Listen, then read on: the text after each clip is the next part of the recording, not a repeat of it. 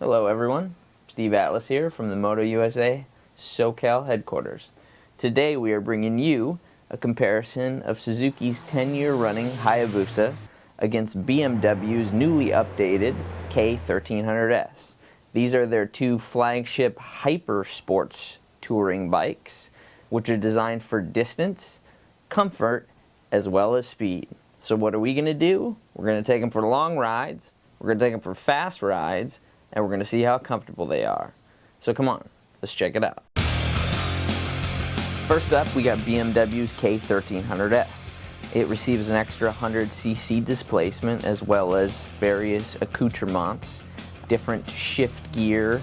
It has adjustable suspension, which you can adjust on the fly. It allows comfort, a normal, and a sport mode. For everyday riding, I found normal to be ideal. A big thing and a big difference is the telelever front end and the shaft drive. These are two features that the Hayabusa does not have. The telelever front end works real nice. It doesn't dive. It soaks up highway bumps extremely well. It's very, very relaxed, and it allows for long distance comfort that the Hayabusa definitely does not have. On the other hand, the shaft drive tends to be a little bit of a downfall. While it requires less maintenance than a chain drive, it tends to stutter a bit at low speed. It also, when coming off the line hard, it almost feels like it wants to skip slightly.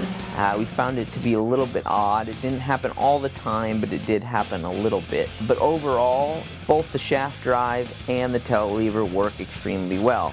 We had a little bit of trouble with the blinker system on it, but the blinker system's been recalled. They actually went back from BMW's old system to a traditional system where it is all situated on the left side.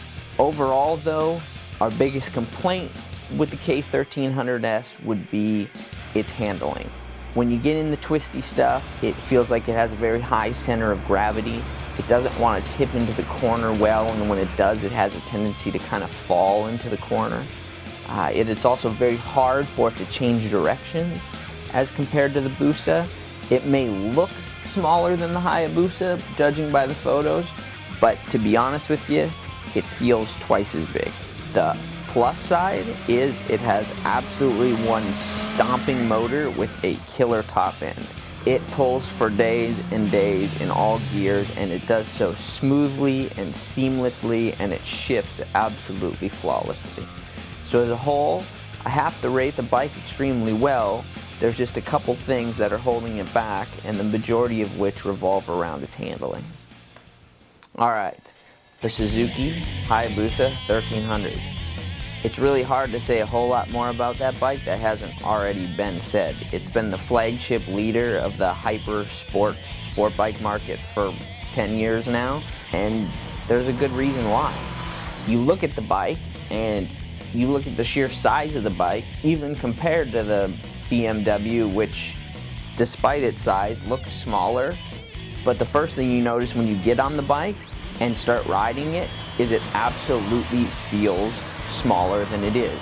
It looks huge, but for some reason the guys at Suzuki have managed to make a motorcycle that turns well, turns extremely well to be honest with you, holds its line in the middle of the corner, and can get through everything from the fastest sweepers to the tightest corners with the ease of just about any 1000cc sport bike, which to be honest, for high 5, low 600 pound sport bike, that's almost unheard of.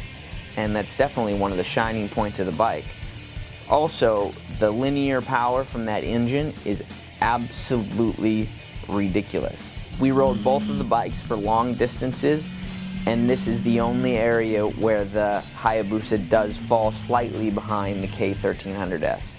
The seat just isn't as quite as comfortable as the BMW, as well as the crouched over position tends to put a bit more stress on your forearms and a little bit on your lower back.